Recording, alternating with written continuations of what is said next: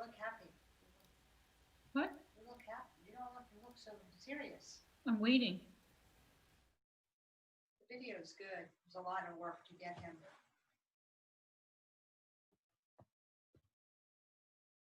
I think I'm gonna get out of here. No, just order food.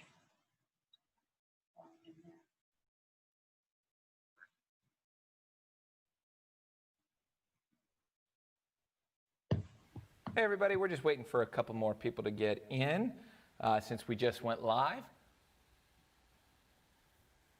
Hello, Slim's daughter, Hera the dog, and Anna Garson. Hello, John. All right, everybody, so just remember, as we get started here, you can ask us questions at any time, and we will be sure to get to them so that you can chat with Mary live, because this is Live with Mary Remer, episode 12. Here we go. Let's introduce her. It's Mary Remer. Hello, Terry. Hello, everybody. Hope you've enjoyed what turned out to be a beautiful day. Yeah, it really Stunning has evening. been. Absolutely.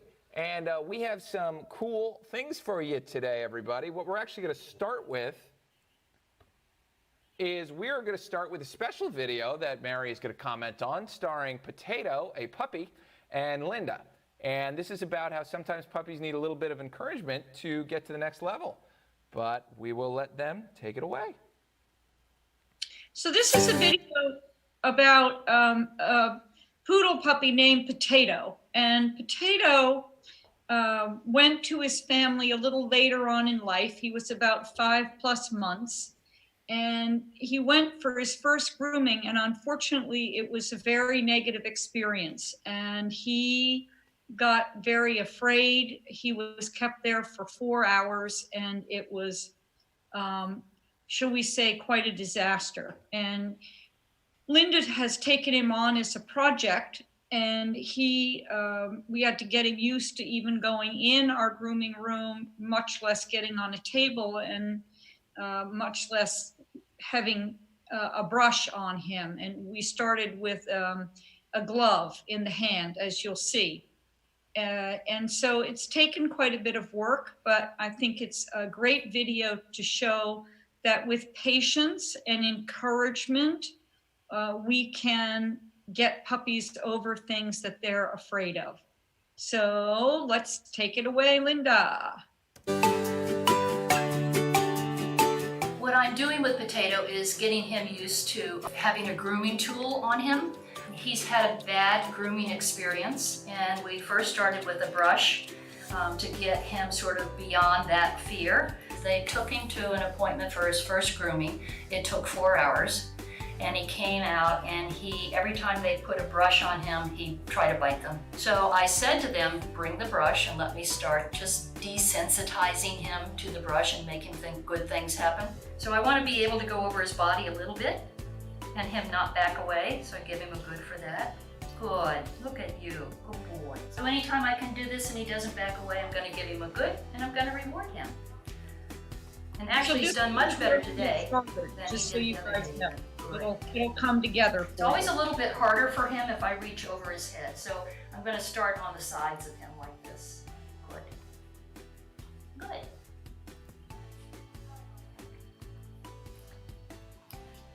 Good.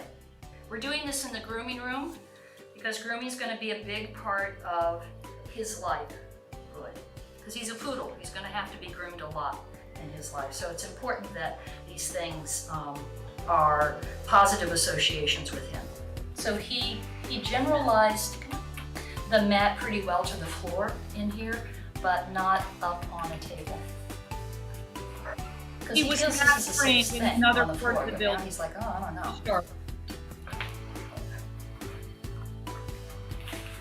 Oh, you got that one, didn't you? Potato, go to your bed. Good boy, look at you.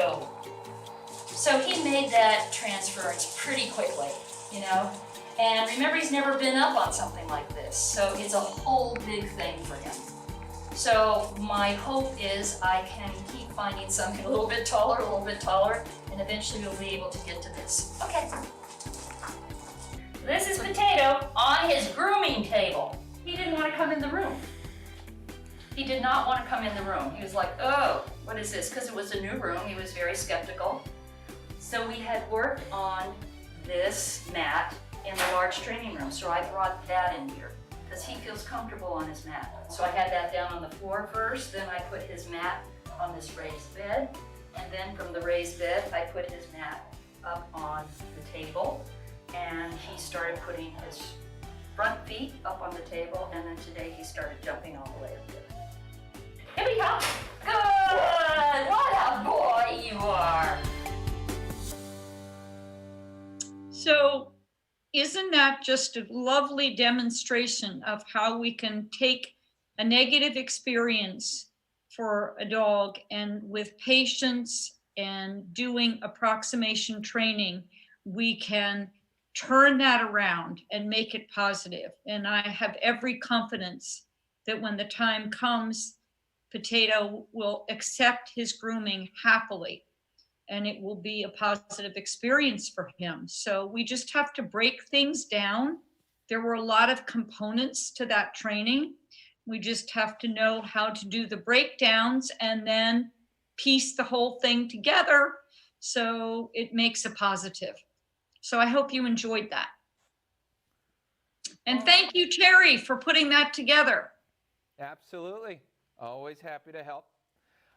And wow, we already have questions coming right in, so we're going to jump right to Sarah, who spoke to us on Facebook. Hi, my golden doodle is 6 months old and chases anything that zooms. When we are on a walk, she will run after cars, bikes, scooters, skateboards, etc. How do we break her of it? Well, she sounds like a high energy girl, Sarah. So a couple of things you can do. Number one, if you have a bike, pull it out of the garage. Go for a nice ride on a beautiful evening like today. But when it comes to your puppy, move it up and down and ask her to sit while that's happening and pay her. And you want to find out if it's truly a chase drive or it's a chase drive that's expressing itself from a place of uncertainty and fear. So we need to make her feel comfortable whenever she sees a bike and moving cars. I would get a little red wagon and I would pull that along. I'd get a cart. You can do a baby carriage. You can do a stroller, or anything on wheels, and get her used to that. Just up and down your driveway or going around a circle in your garage, and so that she can get rewarded for that, and then take it on a walk with you. When you see a car, what I would do is I would ask her to sit and let her just watch the car and feed her for being calm. You also may need to have a little bit of an equipment change. So you may need to put her in a harness, a front clip harness. The front clip has a hook at the chest, and this is a natural stopping point for a dog, putting a little pressure right there. And then the thing is that you need to support her. Once she takes off after the car or the bike or whatever it is, now you're having to catch up to her, so to speak, to control her. You want to anticipate or see it coming and take control at that time. And that will help you. If this doesn't work, if you could catch a video of her and then send us the video next week, I can look at that and give you more specific help. But I think some desensitization within the confines of your property to start will prove to be helpful. John has commented on that, asking, would that same desensitization work with Amber, who bites at the tires of wheelbarrows and trash cans and mowers and ... Yes, John, it will help with Amber. Okay, so for some dogs, it really is a fear thing, and they do it in that mode. And for others, it is more of a prey drive response, and it requires a slightly different response to it.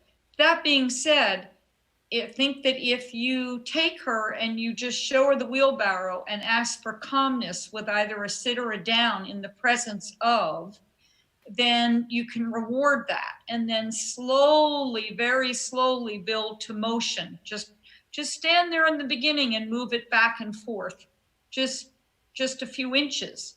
And if Amber can stay calm in that, you're rewarding her. So you want her to see that when the wheelbarrow comes out and other things with wheels, that this is an opportunity for her to earn rewards by staying calm and not chasing.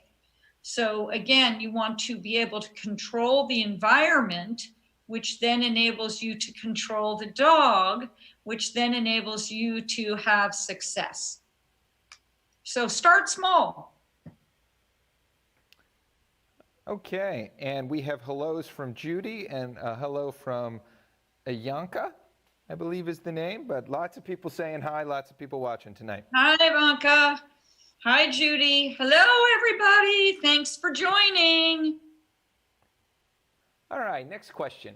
Hi, Mary. I have a 2-year-old well-behaved English bulldog that I walk out on the main shopping streets. Now that outdoor dining is back, all we do is run into wild dogs out with their owners. It didn't used to be like this. What do I do? Oh, Rachel, that is a tough one, because we're just starting back up again classes, and we're seeing the effects of confinement and what this pandemic has done to the canine population. And it's really a fairly extreme reaction. It's interesting. So we have dogs and puppies that are very, very reticent about coming out. They're extremely worried, and we have to support them. And then we have, I'll call them the yeehaw population, which is, oh my God, thank goodness we're out. And what manners? I don't know that I have any manners, because I am so excited to be back out in the world, and everything is stimulating. So when you go from a very insular environment and lifestyle to a more normal one, it's just an escalated response to all the stimuli out there. And so if I were in your shoes, I would be giving a bit of a wide berth. Like if you see them coming across to the other side of the street, or find a little nook where you can get in and ask your well-behaved bulldog to just sit and give some treats while the chaos goes by. And hopefully the people whose dogs are acting in a bit of a more chaotic way, as they get more used to being back out again, they'll calm down and the energy will come down. But even if you actually watch people,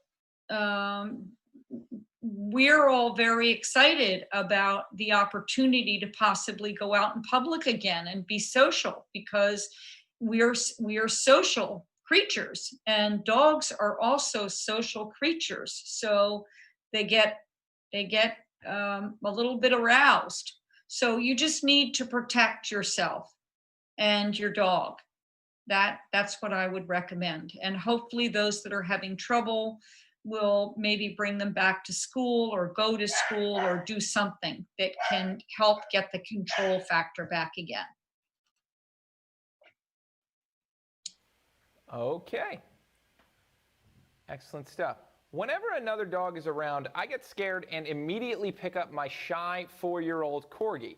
Am I doing damage to her by being overprotective? Kristen asks. Well, hi, Kristen.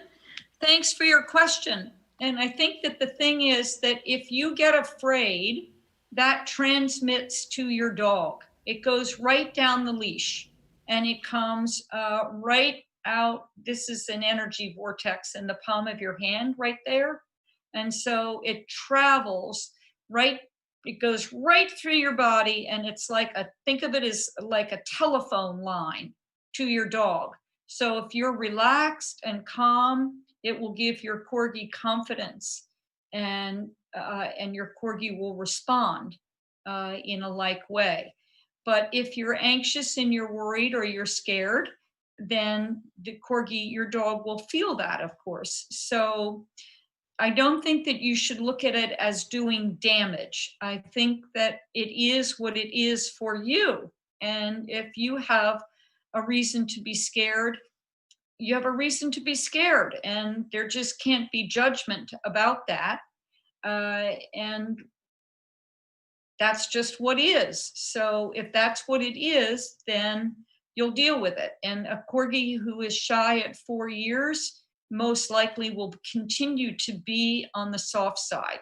So what I would say is that when you have the opportunity to walk where there aren't any other dogs, or there are dogs that you might feel safer around, take that opportunity and walk then.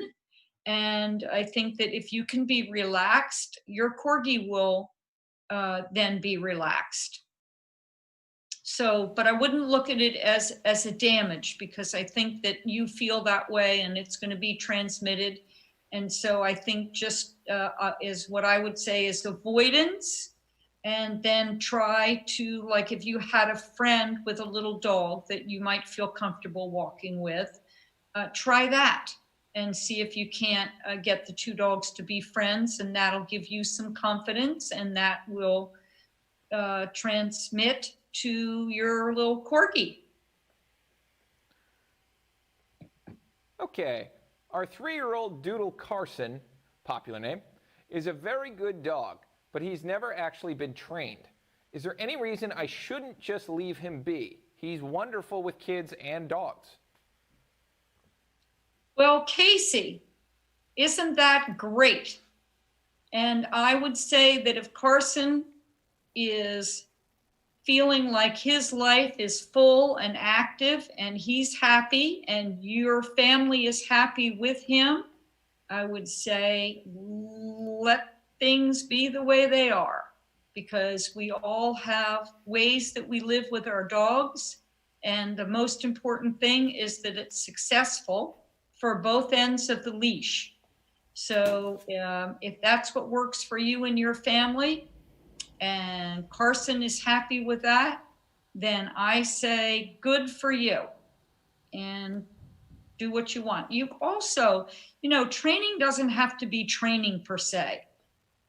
Teaching dogs little silly things like tricks are great for kids to do with dogs, and also you're using the dog's mind, and it's an engagement, and it adds some depth to the relationship. So just doing things like that are wonderful interactives that you can easily do, and they can be little family fun projects. So, but I wouldn't worry about official training, so to speak. If you have a 3-year-old dog that's well adjusted, well behaved, and is successful in your family unit. Mary, can my Jack Russell be too smart for my boyfriend? He gets so many treats out of him, and I'm honestly getting concerned. That's from Chris. Chris, I can't touch that one.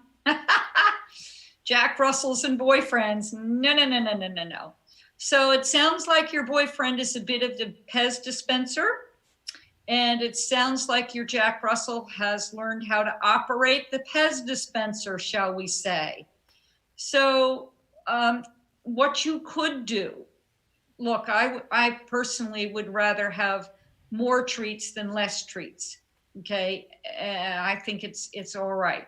But what you could do is you could say to your boyfriend, honey, I'm a little bit worried that your Russell's waistline might be expanding.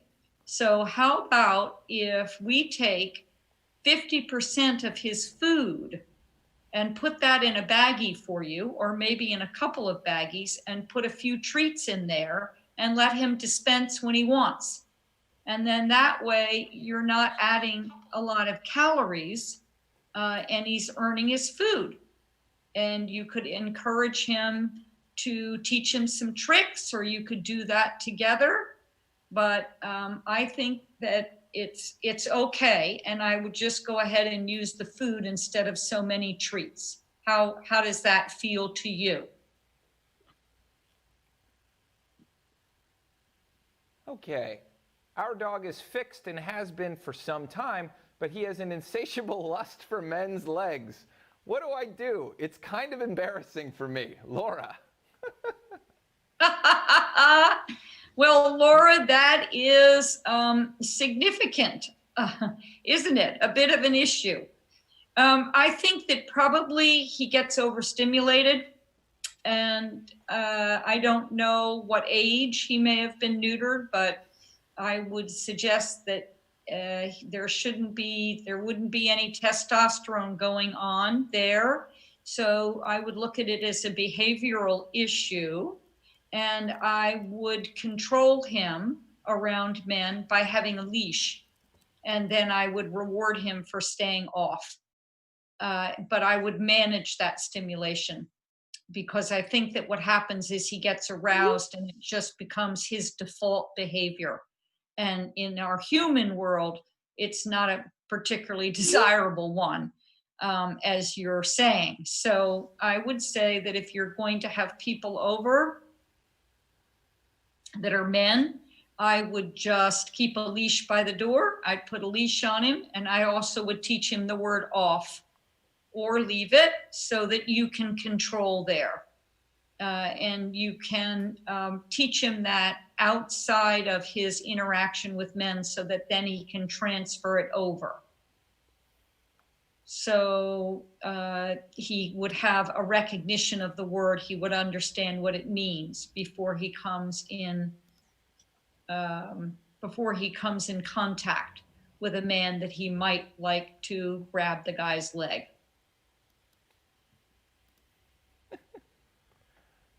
All righty. Also, Linda loved your statement, Russell's waistline may be expanding. Well, it can happen. I had a Jack, was my first very own dog. And I grew up in a household with many different breeds, but my first very own dog was a Jack. And I'd been raised around some Jacks in other people's families. And I would have to say that she had a tendency later on in life to, first of all, be a food lover, and would get to that food as best as she could and as fast as she could on any opportunity. She was definitely an opportunist where food was concerned. And then as age came along, so did that waistline. It came right along with the age. So I understand it. Great little dogs. Absolutely great little dogs. My wife and I have been taking our husky out for years to dinner at outdoor restaurants, and he's always just been lovely and would just lay down. I don't know if it's the quarantine or not, but we cannot get him to lie down anymore. What do we do? And that's from Matt. Hi, Matt. So you say that you've been taking him for years, which does that indicate to me that he might be a middle-aged dog? And my first thought would be, is he not wanting to lie down outside on the pavement because it's uncomfortable for him? So first of all, I'd work to see if he lies down comfortably at home on your driveway or in your garage, and I would support that behavior. If he's slow to go down there, and or if he's slow to get up, then I would consider getting him a little blanket that you could take with you to give some padding for him. So it's just a little bit more, it's not that hard concrete under his body. But I really would, I'd test out at home and make sure that it is not a physical issue, that he isn't getting a little bit arthritic, or he isn't just a little bit sore somewhere. And so he's not always so comfortable going down on a hard surface. If he is comfortable and that's not the issue, then I probably would take some high value rewards. I'd work on the down at home when you're eating at home, and I'd rehearse it at your table or outside by your chair. And then I'd move to setting the chairs up on your driveway so you've got that hard surface again. And I'd get that squared away, and then I'd go back to the restaurants and see if he's okay then. See if that helps you a little bit. Okay, we're coming up on 5 minutes, everybody. So if you have any final questions, please be sure to send them in now. In the meantime, Kim asks, "Hi, Mary, did we miss the chance to train our puppy since we didn't socialize him over the past 3 months? He's 7 months old." Hi, Kim. There is a window of opportunity, Kim. In fact, the window of opportunity for social opportunity does close, the research demonstrates, at 14 weeks. So then we have critical periods of development that are being gone through. So after that, subsequent to that. So hopefully before you got him, he got plenty of socializing. And then now you didn't have a choice because, you know, we had to stay home. So now the most important thing you can do is to get him into social situations that are safe. So you need to find somebody with a dog that's very laid back and has been socialized well to kind of show him the ropes a little bit. And I recommend going on walks with these stable dogs. And then you can have some play, some loose play. But first go on the walks to make sure that it's a combination that's safe and comfortable for both. 7 months is a little bit, we're moving into adolescence now. And this is a time where sort of boundaries can be tested, questions can be asked about your training and what role he has in your life and how you make that happen. So you are in another critical period of development. So you might like to bring him to school so he would have the opportunity to meet puppies of his age and also get some training under yours and his belt if you're not doing that already. That would be my suggestion there for you. But you need to go slowly because it is a sensitive, you've been through sensitive periods. There's fear of knowns and unknowns and other things that are going on. You're going to hit that again. So we want to for sure make safe situations that are social, in the social context. Okay. It looks like Judy says, "We too had a wonderful tri-broken coat jacked named Scrapper, short and thick, that lived to be 18 years. Great little dog." Yeah, they can too. They absolutely can. 18 is not beyond reason for jacks. And I've seen them go to 20 and 21 too. So you got a long life ahead of you with your boyfriend. So keep those treats, keep those treats kind of coming maybe in the form of his meals and just a few of the tasty things mixed in. "Why is my 3-year-old golden retriever terrified of the ocean? He swims in pools, but he will not go in the ocean. Also, his best friend is a horse, so he's not a fearful dog." That's from KDB123 on Instagram. Hi, KDB123. Time to get in the water. Okay, so perhaps it's the moving water that he's worried about. So why don't you try to go to a river and get him introduced to that in the moving water context. And then why don't you pair him with a dog that loves the ocean, that he has a relationship with, and just get in that slowly. Okay, it's probably the moving water and the waves. And he just may have a little reservation about it and water in that context. And of course it smells different and the whole thing. So that would be my suggestion is I would try to find a moving river with some current. And then I would move back to the beach, and I would probably go when the water is very calm, and I would go in yourself. I would take some treats, and I would have what we would call a leader dog for him to show him the way, and just go very slowly, very, very slowly. Just let him take his time. He'll get there.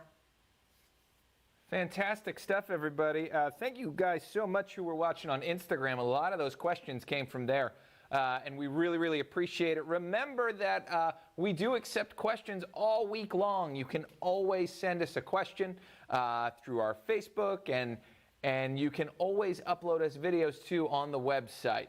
But that's going to do it for us this week. I'm going to turn it back to Mary for any of her final thoughts. Yeah, it's really helpful for me if I can see, like, the dogs that are chasing the cars and the bikes and the wheelbarrows, all of that. If I can see that, then I can see the behavior, and I can hopefully see what it orients from. And that's really helpful to me. So anytime I can look at a video, I can give you a more definitive answer, I'll say. Okay, so if you can, catch the videos, send them in, and I'll address them as best I can. Thank you so much. Everybody have a great week.